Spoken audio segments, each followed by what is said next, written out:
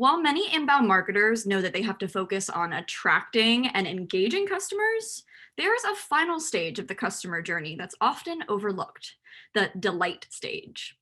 In this episode of Maiden Voyage, the mermaids are talking about customer delight, what it is, how to do it, and companies who are doing it right. Women face unique challenges, from glass ceilings at work to everyday personal stressors. The Maiden Voyage podcast covers it all, offering tips and tricks for overcoming your struggles. While this lady-hosted podcast focuses heavily on women's issues, it's relevant for anyone who values self-improvement, equality, and badass inspiration. We all navigate this journey together.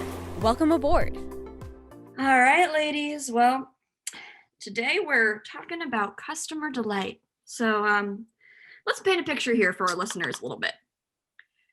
When we want to land a customer, we put all of this work into attracting them. We nurse them along, we hold their hand, we get them to love us, and then we land the client and we do, the work that they paid for. But sometimes we forget about the final stage of the customer journey, which is actually going above and beyond just nailing a client and delighting them. Mm-hmm. So in this episode, we're chatting a little bit about what customer delight is exactly. And I feel like that starts off with needing a definition. So let's read the HubSpot definition of customer delight and then riff on what we think about it. So customer delight is the process of surpassing customers' expectations to build a long-term positive experience around your product, service, or brand. So I heard a lot of things come out of that sentence. One, I heard longer customer life cycle. Yes. Also means less churn, which means, like, as we all know, it costs more money to bring on new clients than it does to maintain your current clients, right? So there's a money saver here for the organization. Should not be why you're delighting a customer, but that's a fact. And I also heard you say, Jen, that like of going above and beyond sentiment. So like doing not the job you're paid to do, but not the job you're expected to do, but the job that makes you shine and the customer shine, if that makes sense. Yeah, surpassing customers' expectations. So that's like mind reading, right? So like that means that we're all being active listeners, because I think a lot of clients, and you guys deal with, obviously in the sales process, I talk with prospects all the time, but you guys are dealing with clients in your work here at Impulse Creative. I feel like clients say things without asking for them or saying them. Do you guys find that to ring true when you're in meetings? Yeah. And it usually comes in the form of like a question, like, can we do this? Is this possible? What do you think about this? Which means that they think you're an expert. So like, kudos, Krissa, as you are an expert. Like that means they're leveraging your expertise when they ask those questions. But also I feel like complaining.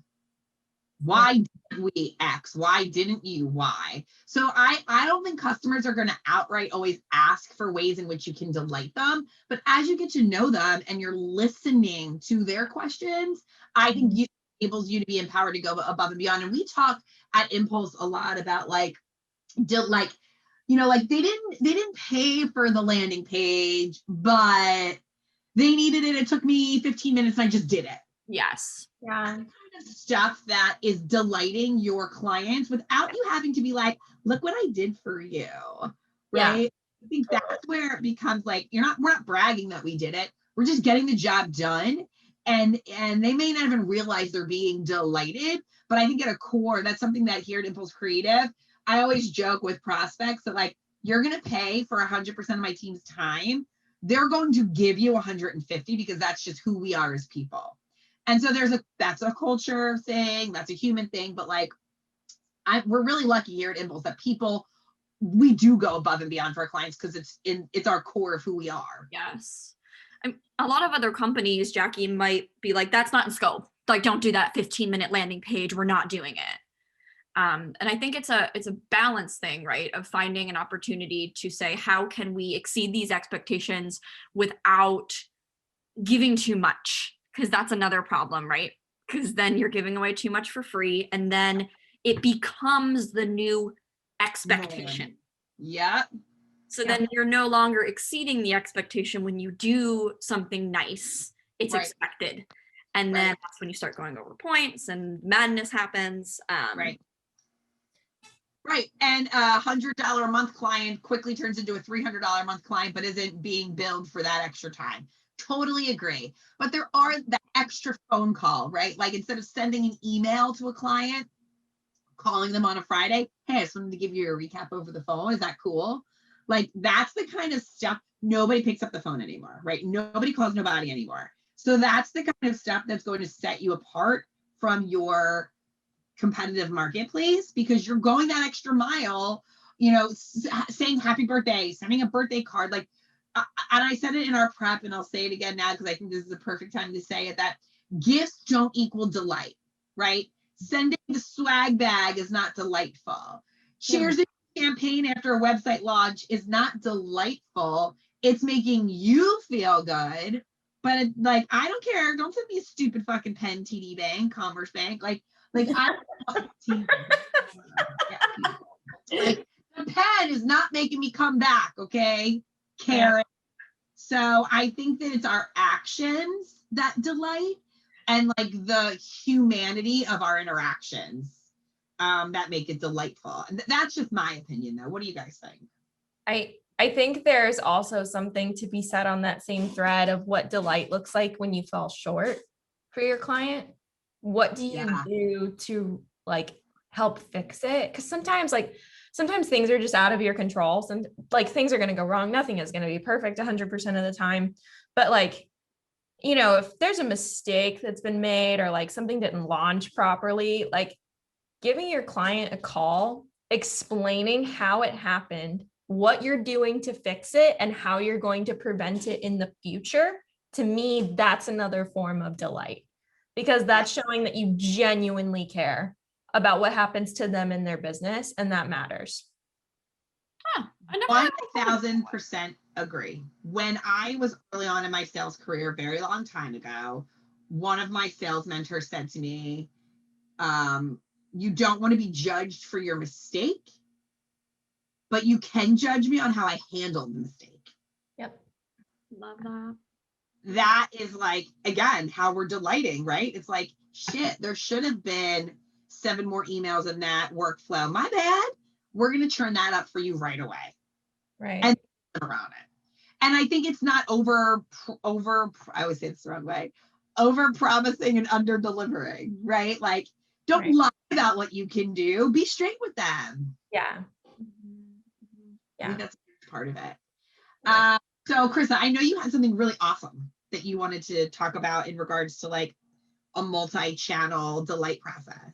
Oh yeah, it's just kind of like the point. So, you know, there's some of these brands that have like, and we talked about a few offline that have like fantastic like customer service, and that you just like, even if like you ordered a product and it wasn't what you wanted, like they still made you feel warm and fuzzy, like, you know, whenever you were dealing with the return process or the refund process, whatever it was. And it made me think about something. So these brands are across all channels, like all social media channels, and they say they are here for you. You see their ads all the time. And then the minute you message them because something is wrong and you need something, you don't get a response. Yep. Being available, if you as a business are on a social channel, you better have someone all over that channel for customer service if one of your customers has an issue, and like be able to respond within an hour or two. That is my hot take. And if you don't do that, then you're doing it wrong. Like that is not delight. That is like baiting like someone an opportunity, like, hey, we're here for you.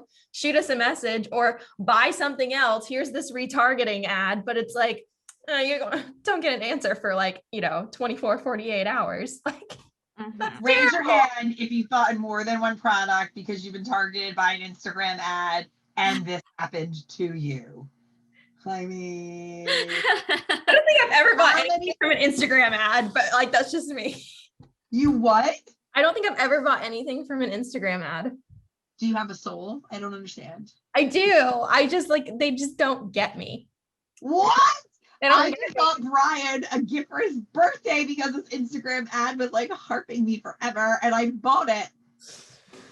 And some of them are great, like the shirts I bought him, and some of them are complete trash. Yep. I feel like Jen has definitely talked about a couple of like trash experiences. She's like the damn Instagram ad got me. I think what I'm struggling with right now is if a company F's up and they just like fix their mistake, I'm struggling with the idea of labeling that as delight. I know that technically it's about like surpassing expectations. So I guess if they F up and then your expectations are low about how they're going to resolve it, and then they kind of surprise you and go a little above and beyond to fix it, I guess technically that is still delighting the customer and riffing off what we said earlier, Jackie, about like building that long-term experience. But I dare say there sometimes like I'm done with the brand. Like they goofed up so bad or made it so inconvenient for me that even them fixing what they did is not enough to delight me enough to want to remain a customer or be a repeat customer. So you're saying like you made a mistake, you should have made it in the first place. Maybe they've made it more than once, I feel like is what you're saying, or like it's like a one and done for you. I think it's kind of on a scale of like from 1 to how severe the F up was to all the way to 10 to how bad it was. I get that. But like, so here's a perfect example. I ordered one of those like cube shelves off of a vendor that works with Amazon. And I bought it in a particular color and I got it in the mail and the box said that it was like the natural finish. And then I opened up the box and it was like their gray wash color. And I was very upset because I had gotten myself all geared up to spend an hour and a half assembling this and I couldn't assemble it. So I reached out and lo and behold, I actually started digging deeper into the reviews at this point and found out that this had actually happened to somebody else, the exact situation months ago, where it was that same color goof up. I reached out, kind of like you were saying, Carissa, didn't hear from the vendor for like 5 days, but luckily Amazon is really quick. So Amazon issued me the refund within like 48 hours. Right. And the vendor reached back out to me 5 days later. And they're like, oh, I'm so sorry that this happened. Here's a return label. This is like I don't know, it's one of those boxes that's a 2-man lift kind of job that I can't do on my own. They're like, they want me to physically take it back to a USPS or UPS or something to return it. And they took 5 days. I already sold it on the Facebook Marketplace because it took you so long. Right, it's gone. And Amazon sent me a refund and it was just, the damage was done. Like they didn't delight enough by being like, we'll give you the refund. Here's the label. They made it more inconvenient on me. Right. And they're like, we'll send you the other color. Like, we'll send you the right color. I'm like, I don't even want it. I went out to Target and I bought it in a different color because I trust their brand and I don't trust you anymore. Right. I get that. I think where I was thinking like how you can recover from a mistake is kind of like this one of the situations Jackie talked about offline with Chewy. Like she got the wrong, they sent her the wrong medication for her dog, like different size than what her dog was. And they're like, we're so sorry. The new one's on the way. Please donate this to a local shelter. Like that is recovering. Their brand messaging and values shine through. Yeah. Exactly. Like they elevated above the mistake tenfold. Yes. And something good came out of it too. Right? Like, and like, don't come at me with your free return shipping. That is not delight. Okay? No. Free return shipping ain't delight. You know, it's delight when Nordstrom takes my jeans back after there's a hole in the crotch because I done worn it too many times. That is some delight. Bless you, Nordstroms. Like, what is that? Do they have like a no questions asked return policy? They sure do. Oh my God, I didn't know that. I don't know if they do it. That was a long time ago, but I I've absolutely taken 100 bazillion things back to Nordstroms. There's no time frame. There's no like I got 3 things in my house right now that had to go back months ago, and I'm still going to take them back, unworn. But like free shipping, pens in the mail, swag, like that is not delight, right? I think another great, oh yes. God, I didn't want to interrupt, but I do want to talk about gifts because I think that gifts can be delightful, but I think there's a wrong and a right way to do gifts. And it's about who your customer is too. The free makeup bag when I buy my mascara, I don't want that trash. Right. That's not really like what you would consider a gift, but gifts can come in the form of, this is a little controversial too, like small coupons or offers. Would you consider like that a gift, or like 15% off my next purchase? I'm thinking more like a voucher of sorts. Like here's $5. Give me the example. Something has happened. Give me the example. Okay. So, okay. I have a local brand that is a consignment shop, and I consider them really great at the delight stage. And part of the reason is because they do a lot to incentivize and get people excited about shopping. So they hold monthly like little scavenger hunts within the store where they hide gift cards. So they'll hide like three $20 gift cards within the store. And they'll let you know like the gift card scavenger hunt is like dropping on Saturday, and they'll get like slammed on Saturday because people get so excited to come and find little like $20 gifts. Or another thing that they do is that they obviously they send coupons. Like everyone sends coupons. You don't want like the spam necessarily like 20% off, but they might send you a little like $5 off your next purchase. Or they have a punch card, which isn't necessarily super delighty, but if you get like to a certain punch, you get a voucher for like $10 off your next purchase. Like membership clubs and stuff. Yeah. So do you consider loyalty things like that delighting? And in my scavenger hunt example, where you win like a prize or a gift. The scavenger hunt is a delight for sure. Okay. But I don't know if I consider a voucher delighting a customer. Okay. To me, it's a form of promotion, like getting you marketing, right? Yeah. Because that's the line, right, Carissa? Is like, are we? Where's your motivation? Are we retargeting you, or are we? We don't care if you come back and shop. Chewy did not make me buy another thing for them to make me feel amazing about the mistake. Okay. Do you know what I mean? Like I didn't have to do anything else. It was just in the culture of their organization to be like,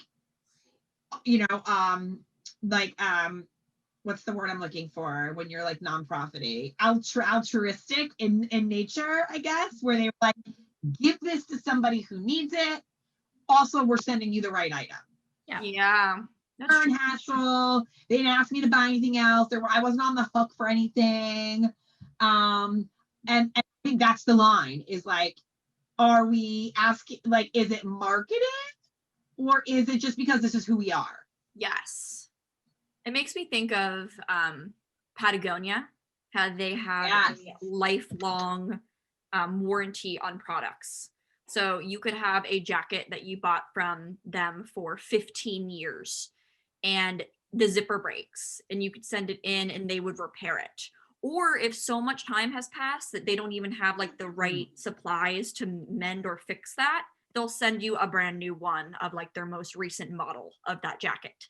Which is like, okay, I guess why I'm spending $900 on it. I love their brand is great. Their brand is all about giving back to the environment. I mean, don't they utilize like recycled goods and like they're very like environmentally protective and I love their messaging and what they stand for. Yes. Like that's definitely delightful. Not every brand offers those types of benefits. Absolutely. On that what is it? The Zappos and their free returns. That ain't delight. You shouldn't have to pay to return something. I'm sorry. Yeah. My mind. No. And like, okay, so here's something else on the similar thread. These brands that have all of this customer feedback, whether you're taking like a survey, like, an NPS survey, which is a scale of 1 to 10, if it's in an application, if it's an email survey of like the smiley faces, or how would you rate your experience, blah, blah, blah. Like, you have, as a company, as an organization, you have to do something with that feedback. It's like the situation with the reviews that Jen saw on the bookshelf she got. Same situation whenever I bought my standing desk and it broke on day 1, I started digging through the reviews and the same thing was happening to so many other people. And it's like, you can tell nothing's being done about that feedback that they're getting. That's what pissed me off. They're just like, the mistake is the mistake. Like, we'll bite it if we have to eat it. Like, that's it. But it's like, you should be taking in that feedback, especially if there's a numerical value associated with it, whether it's money lost, whether it's a survey response number, like whatever it is, you need to be analyzing that data, looking for trends and identifying how the hell you fix it. Yes. Agreed. Feedback is a gift, positive and negative, right? Yes. You have to open it, right? You have to accept it and then build from it. Yeah, like, I'm sure there are companies out there where the CEO or whoever is in charge of whatever that feedback is, they literally only want to see and even pay for 5-star reviews. And like, that's not cool. You should let feedback come how it comes. Like, you should take advantage. Like, that's the whole point of an NPS survey, right? Like, if someone is giving you, like, if you finished an incredible project, and it was amazing. If someone is giving you like a 10 out of 10 stars, like 5 stars, whatever it is, say, hey, I noticed you had an amazing experience. Would you mind leaving a review for us? Awesome. Great. Totally on board with that. Agree with that. Even send them some swag, like, as a gift, if you want to exchange, especially if they love your brand. However, if they're giving you 1 star, 2 star, you don't ignore them, or you don't reach out to them and ask them to change it. Right. Or take it down. You're like, how can I help you? Like, is this it's like, figure out the problem and try to prevent it from happening again. That's Absolutely. what frustrates me more than anything. Fully agree. Fully agree. Or do it when there even isn't a problem. I think that's another rabbit hole where we think that like delight only comes into play when something's wrong. It doesn't. Like, delight comes into play when things are going really great too. Amplifying things when they're going well. Yeah. Yeah. Absolutely. So maybe we could share some ways in which we think people can optimize potential technologies or strategies for delight. Like, I know, Chrissy, you were talking about already, you've shared like this multi-channel, like chat. Like, if you're going to be on social media, be on social media. Good, bad, or ugly, right? Yeah. I think another form of delight, especially nowadays, is live chat functionality. Yeah. If you do not have live chat functionality on your website, you are missing the boat. I don't want to call customer service. I want to like comment on your chat, give you my order number, and just get my answers, right? Like, I don't want to spend 8 hours on hold with your customer service. Some people do, and give them that option, sure. But I think live chat, now there's lots of ways to do chat where it's not live. It can be form-based chat. But as long as I feel like someone's receiving my message, right, and like going to get back to me, that's the key. If you're going to be receiving chat functionality, form-based chats, reply. Okay, people, reply. So I think live or form-based chat, or chat utilizing like a wiki, or like any sort of document base where I can get an answer. Like, for example, my new oven isn't working. I read the handbook. There's the code isn't in there. It'd be great if I could go to the website and like, hey, my oven is showing this code in a chat, and I get a resource article saying, hey, this is how you fix that. Was this helpful? That would even be best, because now I feel like I gotta call GE and I don't want to be on hold for 3 hours today trying to fix my oven, right? So like, give people quick options to communicate with you to solve their own problems. I think that's a really great, delightful experience. Yeah, with that for sure. Right? And the point I was making earlier, just like on the social channel thing, honestly, guys, just like have a social listening tool. Like that way you don't have to look out for people tagging you. Having social listening means you can just watch out for your brand. If someone's What type of tools do you recommend? So I know that HubSpot definitely has like social listening tools. Sprout Social has some, like it's basically built into like a couple of the all-in-one, marketing automation softwares that we're aware of, like some of the big ones. But I do think like if you just need something, check out like Hootsuite or Sprout or something, and like just be able to listen to your channels to see if people are talking about you. So I love that. Something else I wanted to bring top of mind is that you can't. So I'll give you a sports analogy. I play defense. And if you've ever played defense or goalie, you're like the last line of defense before someone scores, right? I played lacrosse, but soccer, those field hockey, whatever your field analogy is. Okay, so let's talk soccer, right? Like if you're the goalie or the last defenseman, that ball had to get past 7 other human beings, if you will, before it got into your net. It is never the goalie's fault someone scored, right? So taking that analogy into this, everyone in the organization is responsible for going above and beyond. I, as a salesperson, can't be a dick and then expect Carissa to delight them when they're her client, right? Like, I have to be on my game and delighting, and then I expect Jen, when she meets that client, to be delighting, and Carissa, except as the the ladder goes down or up, the more humans they come into contact with at your organization, everybody is responsible for spreading the love. Yeah. Okay? And so if you get a client or you get a person at the end of your sales cycle and they're angry, it's not always your fault. And if that's happening a lot at your organization, you really need to go back up the ladder and see like where this started and why the friction began, because you can't expect the goalie to save everything if defense and offense are not doing their job. Yes. That's really important. That a lot of people are like, well, I don't work in customer service. No, you work in human service. No matter what job you're doing or what business you're in, you work in human service. So we're all responsible for taking ownership. Then as the business side, though, give your people the opportunity to own their shit and to delight. So whether that means offering, and I know I said gifts aren't delighting, but like give your sales team the opportunity to send a $5 coffee card out to a big client before a meeting. Grab a cup of coffee, let's talk at 2. Those are little things you can empower your team with so that they can delight every time they come into contact with a potential buyer or a current customer. Yeah. And it really it brings light like how much the handoff between departments matters whenever a customer or a prospect is like going through it with you, right? Like if they're getting like this really choppy handoff from sales to onboarding, that ain't good. Right. It's not a good look. Sometimes it's the way, delightful. it's your process that needs delight, right? Delight your process, people. Yeah. Oh, that's a whole other recording. Oh my God. Oh my God, we could talk process. I think the moral, Jen, do you have anything you want to add? Yeah, I just want to add like one little final note on my end for like a strategy that I think, and it might be a tiny bit controversial, but I find it hard to automate the delight stage.